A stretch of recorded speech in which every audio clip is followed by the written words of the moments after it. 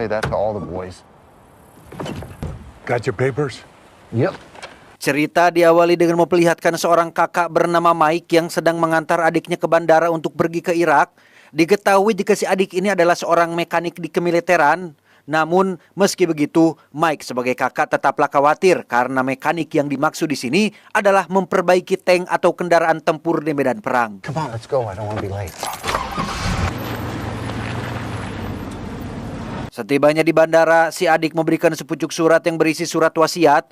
Ia sebenarnya tak ingin menulis surat semacam itu karena hanya akan mengganggu pikirannya saja. Namun karena itu adalah perintah dari sang atasan, si adik pun terpaksa harus melakukannya. Selain sama-sama seorang mekanik mobil handal di kotanya, Mike juga punya hobi panjat tebing ekstrim sebagai bentuk melepaskan penat. Bahkan saat ini, ia sedang mendaki sebuah tebing tinggi di wilayah pegunungan Dakota, di mana hal tak terduga terjadi saat beberapa kerikil tiba-tiba berjatuhan dari atas dan...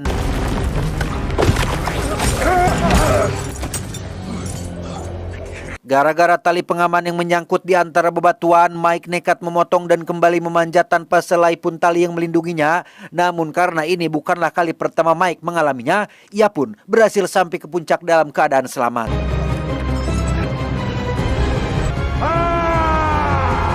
Beberapa pekan berlalu setelah kepergian adiknya, Mike dikejutkan oleh berita tentang pasukan musuh yang mulai melakukan serangan terhadap pangkalan Amerika. Secara kebetulan, si adik sempat terekam saat dirinya sedang melakukan perbaikan di tengah tembakan yang terus menggempur sampai akhirnya...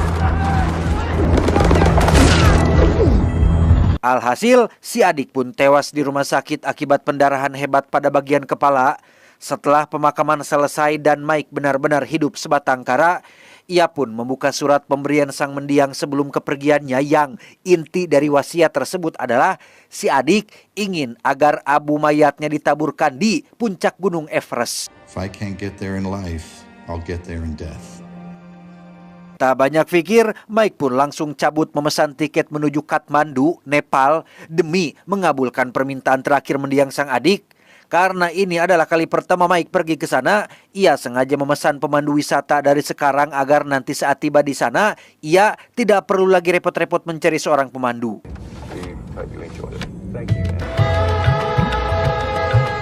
Tibalah Mike di bandara Kathmandu dan langsung mendatangi resepsionis untuk bertemu dengan pemandu pesanannya yang bernama Dani. Ini parasnya, setelah sebelumnya sudah menjelaskan maksud dan tujuan Mike datang kemari lewat sebuah aplikasi chatting, mereka pun langsung memulai perjalanan.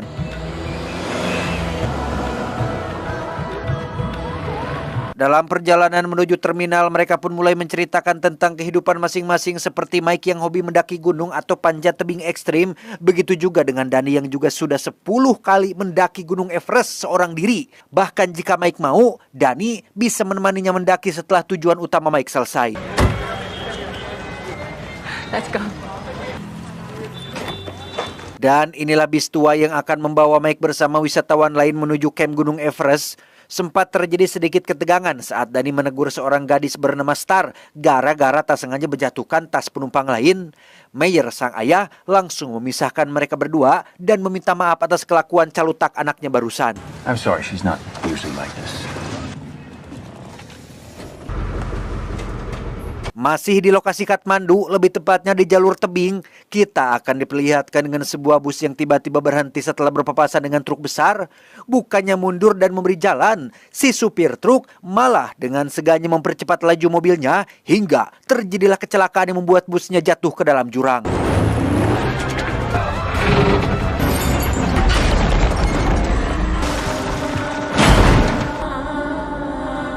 Entah apa motif si supir melakukannya, kita akan dibawa ke kaki gunung saat seorang pengusaha kaya raya bernama Yas sedang melakukan orasi dalam rangka memujuk warga agar mau menandatangani surat perjanjian kerjasama pembebasan lahan karena beliau ingin menjadikan sungai ini sebagai dam pembangkit listrik industri berskala besar.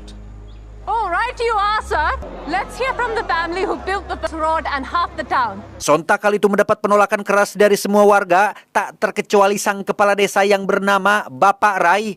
Bukan menolak kemajuan, Bapak Rai hanya menjunjung tinggi warisan para leluhur yang menganggap sakral pada sungai mereka, sehingga secara tidak langsung beliau sudah menolak kerjasama yang ia tawarkan. We need our rivers, no? We will cease to be our sacred water again. Tak lama, Rai pun dikejutkan dengan kabar buruk dari sang anak yaitu Pijay tentang insiden kecelakaan bus tadi pagi. Ia juga menambahkan jika polisi sudah memeriksa TKP dan itu adalah murni kecelakaan. Namun yang membuat Rai terkejut adalah salah satu penumpang bus ternyata ayahnya Rai yang merupakan orang paling dihormati di desa ini, yang dengan fakta bahwa Yas adalah seorang mafia kejam dan punya banyak relasi di kepolisian, Rai pun mengajak sang anak untuk segera mengamankan diri. We will not let him. Come on. Sementara Rai sudah tiba di bukit menuju pondok rahasianya, Vijay masih berkeliaran di pasar membeli stok makanan untuk mereka bertahan selama pelarian. Rai memberitahu bahwa ia akan pergi duluan dan menyuruh Vijay segera menyusul. Jika ada apa-apa di jalan, jangan lupa gunakan kode saat Vijay mengirimkan pesan, tanpa sadar jika saat ini sudah ada 2 orang asing yang membuntutinya dari belakang.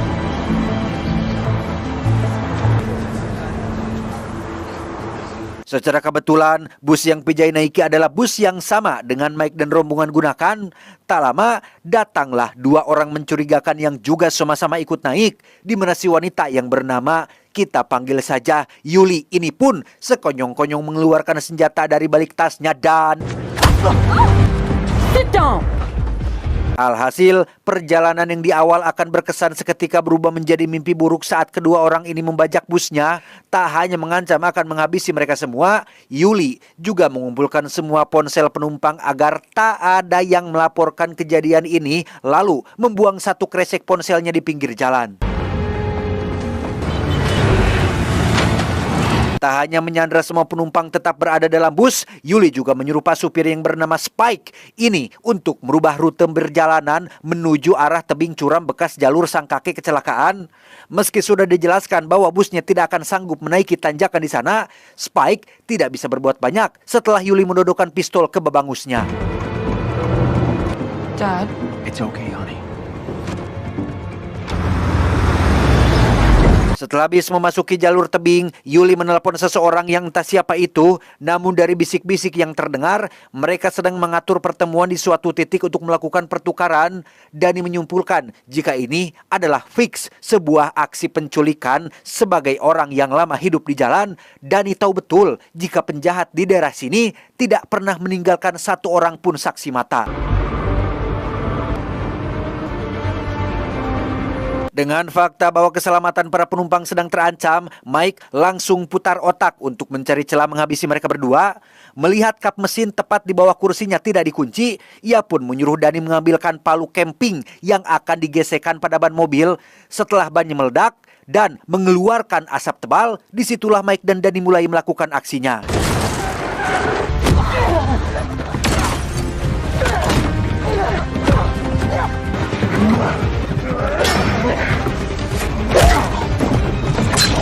Beres menjatuhkan si pria tinggi besar dari dalam mobil, kini Mike pindah ke kursi belakang untuk membantu Dani. Beruntung, Star menemukan sepucuk pistol milik Yuli yang sebelumnya terjatuh, sehingga ia langsung melemparnya ke arah Dani dan berhasil menghapuk bebatok si Yuli hingga pingsan, tetapi...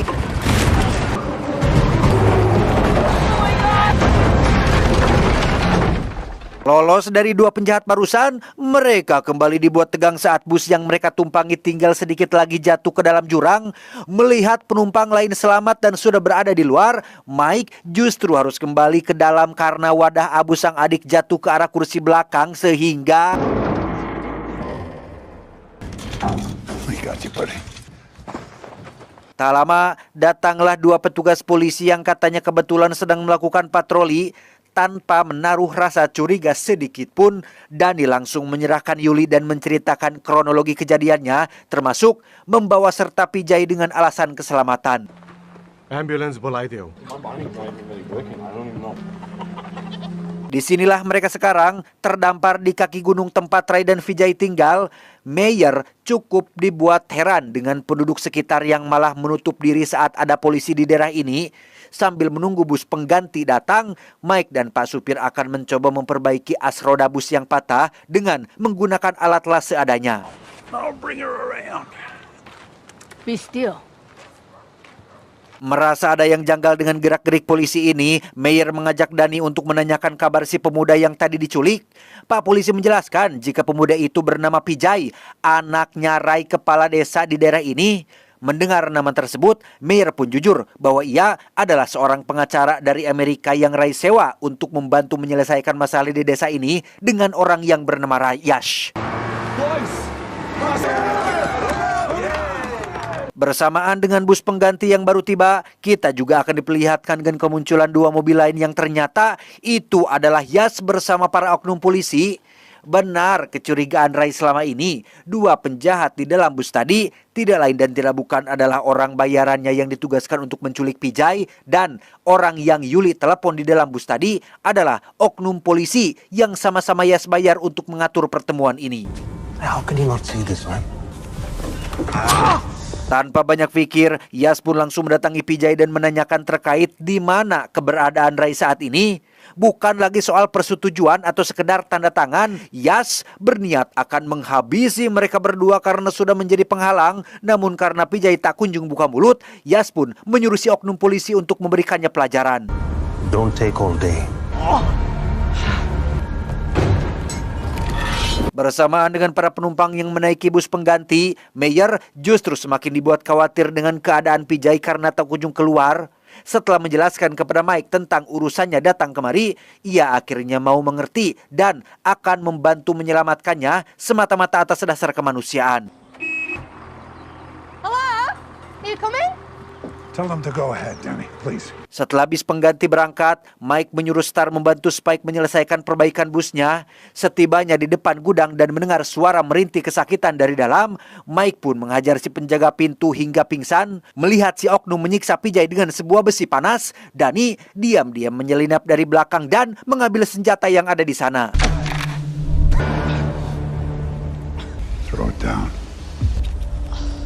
Tepat saat Vijay sudah bebas, datanglah Yash dan para keroco yang cukup dibuat heran dengan wajah-wajah baru di desa ini.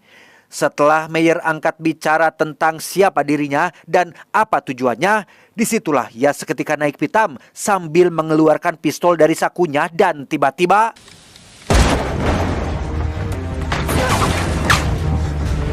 Naas, Mayer harus tewas di tempat setelah Yash menembaknya di bagian vital. Sementara Dani pergi duluan dan menyuruh Spike untuk segera menyalakan busnya, Mike masih terlibat baku tembak dengan para kerocok di dalam gudang. Sempat tertembak di bagian perut samping, ia buru-buru keluar untuk menyusul yang lain, tetapi...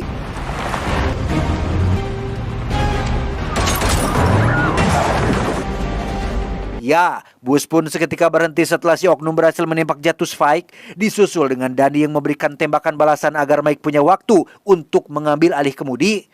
Entah sosok seperti apa Mike di masa lalu, kita akan diperlihatkan dengan betapa tenang dan cepatnya beliau dalam berpikir. Meski dalam keadaan tegang sekalipun, Mike sempat-sempatnya menggunakan belati untuk memotong tali muatan truk yang ada di depan.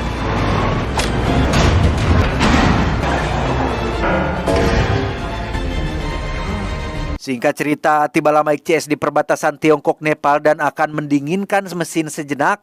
Dani meminta maaf karena tidak bisa menyelamatkan ayah Star tadi. Dan untuk Spike, ternyata ia masih hidup meski dalam keadaan sekarat.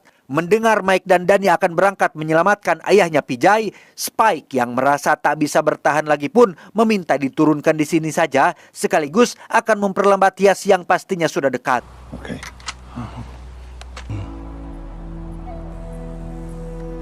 Dan inilah satu-satunya jalan menuju pondok yang bisa dilalui kendaraan besar dengan tingkat kecuraman mencapai 40 derajat.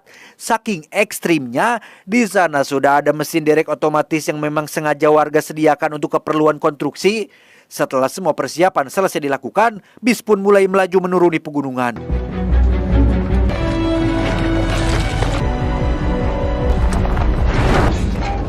Dan ya, belum juga setengah-setengah naacan, muncul masalah serius saat mesin derek tiba-tiba macet akibat sudah lama tak dipakai. Menggunakan palu camping untuk melepas pengait kabelnya, Dani mulai memukul-mukul bagian penahan sakel yang membuat bisnya meluncur cepat sampai akhirnya... Mike! We're not gonna make it!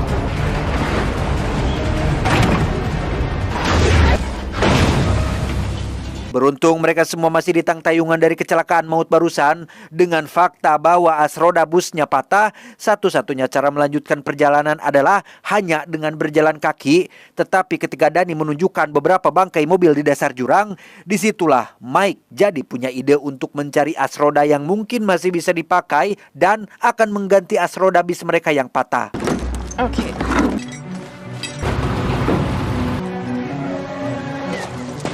Setibanya di dasar jurang, Mike dan Dani langsung mempreteli as roda beserta gardan yang masih bisa dipakai. Sekembalinya ke atas, mereka bergotong royong menarik dan memasangnya.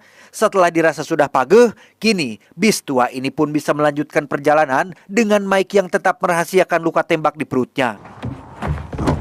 You okay? Yeah, all good. Masih di hari yang sama, lebih tepatnya di puncak gunung, Yas dan para kroco baru tiba di perbatasan dengan Spike yang masih hidup dan sempat memberikan tembakan. Setelah si oknum polisi menghabisinya, sampailah mereka di turunan curam jalur Mike melarikan diri. Tak lama, ponsel milik Pijay yang menerima pesan yang ternyata itu adalah berasal dari Rai, sang ayah. Dengan berpura-pura sebagai Pijay, Yas pun mengaku jika dirinya lupa jalur pelarian mereka. The old fool fell for it. Setelah Rai memberitahu lagi lokasi pelariannya, Yas langsung menyuruh satu anak buahnya untuk turun langsung.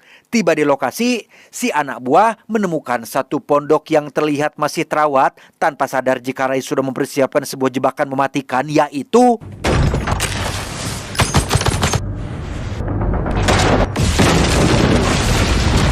Anda ingat dengan kode yang Rai bahas dengan Pijay sewaktu di pasar? Ya, kode itu adalah menyisipkan jumlah emot yang sama setiap kali bertukar pesan. Jika Rai mengirim 2 emot, maka Pijay juga harus membalas 2. Sedangkan Yas hanya membalas 1 emot saat Rai mengirimkannya 2 emot. Hey, Thank you so much, Danny. Mr. Mike. Thank you so much. Dan ya, Mike pun pingsan setelah tak sanggup lagi menahan luka tembaknya, sehingga mereka segera membawanya ke pondok untuk diobati. Di saat bersamaan, Yas pun berangkat melanjutkan pencariannya setelah si anak buah tak kunjung kembali memberikan laporan.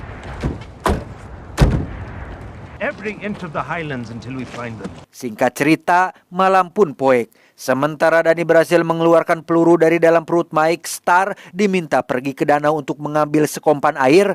Rai mengajak Pijay ke dalam bus untuk menurunkan beberapa muatan yang tidak diperlukan karena besok jalur yang akan mereka lalui semakin ekstrim. Mendengar suara gemuruh mesin dari kejauhan, Star pun buru-buru pergi kembali ke pondok, tetapi...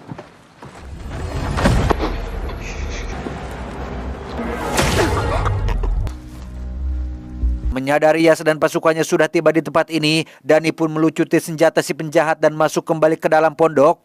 Hingga pada keesokan paginya, tepat saat Mike sudah siuman, Rai pun berencana membawa mereka pergi ke perbatasan Hong Kong untuk meminta bantuan. Karena di sana, si oknum tidak punya yuridis untuk menangkap mereka semua.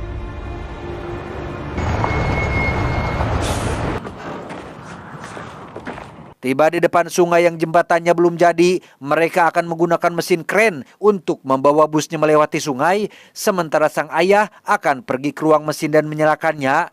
Mike dan yang lain mulai menaikkan dan mengikat keempat roda bus pada papan besi penahan, tepat saat Yas juga baru tiba di sana.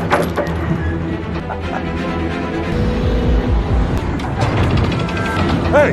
Tepat saat mesinnya sudah bergerak dan mereka mulai naik, Rai yang melihat kedatangan Yas dari kejauhan pun memilih untuk berkorban dengan akan menjaga ruang operatornya, tetapi...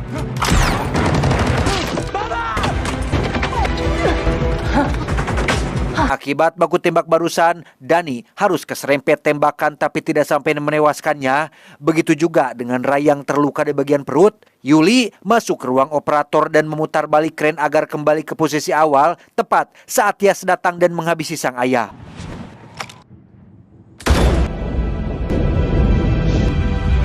Masih di atas mobil yang tergantung, Mike berhasil loncat ke ruang operator dan terlibat perkelahian dengan Yuli. Setelah membuat kepalanya terbentur hingga pingsan, Mike pun dengan cepat menarik tuas kren agar kembali menyeberangi sungai dan...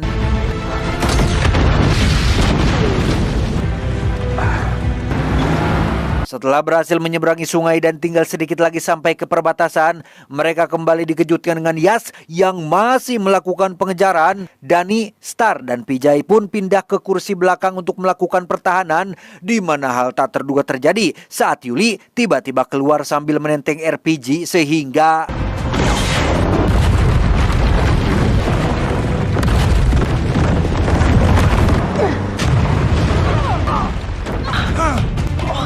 Lolos dari ledakan terowongan barusan, kini mereka harus menghadapi Yuli yang berhasil menyelinap masuk dari kaca belakang. Sempat tertembak pada bagian lengan, itu tampaknya belum cukup untuk menjatuhkannya, sehingga lagi terjadilah baku hantam di dalam bus yang sempit ini.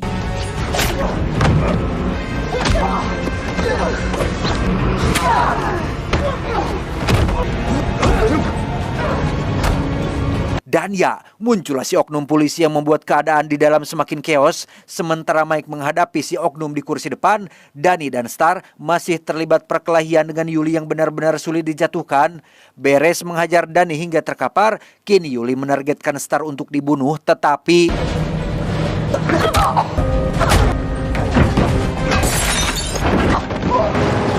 Tersisa Yas yang masih hidup, ia pun pergi memutar ke arah lain untuk mencegat busnya. Alih-alih mendapati Mike CS sudah mati, Yas justru harus dibuat panik saat mobil yang dibawanya tiba-tiba ditabrak dari depan dan diseret ke arah jurang sampai akhirnya... The eyes have it.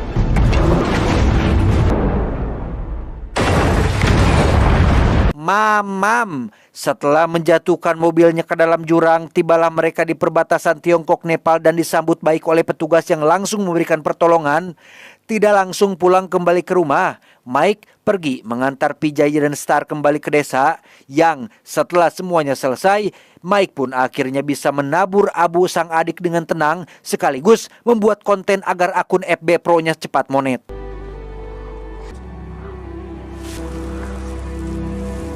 Tamat, ending yang cukup membagongkan. Pesan yang bisa kita ambil dari film ini adalah, jika kemanusiaan tersinggung, semua orang yang berperasaan dan berpikir waras pasti akan ikut tersinggung, kecuali orang gila dan orang yang berjiwa kriminal, meskipun dia adalah seorang sarjana. Ingat kata-kata Gus Dur, yang lebih penting dari politik adalah kemanusiaan. Saya John mewakili jajaran direksi yang bertugas mengucapkan terima kasih dan sampai jumpa di video selanjutnya. Adios, perut buncit, pejabat koplok.